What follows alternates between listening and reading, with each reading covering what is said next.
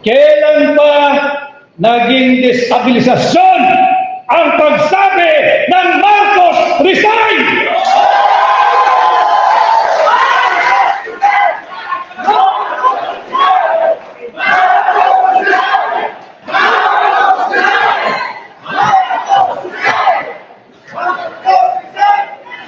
Ang resignasyon ay isang kinikilalang pamamaraan upang magkaroon ng vacancy in the office of the President.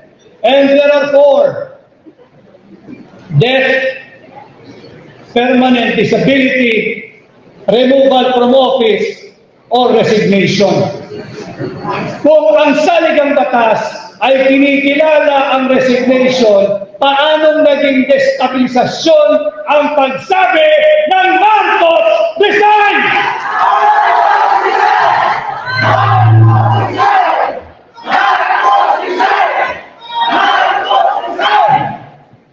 Itong mga maling pulisiya, coupled with reckless pronouncement from senior officials of the government, does not inspire confidence to both local and foreign investors.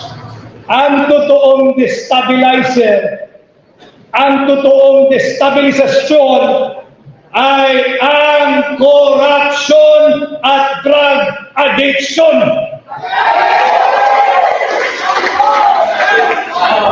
If this administration feels some degree or to a great degree of instability in their governance, huwag na silang maghanap ng sisisihin.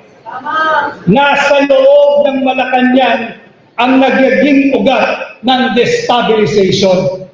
Uulitin ko, corruption and direct testimony no less than by the presidential sister regarding drug addiction is destabilization.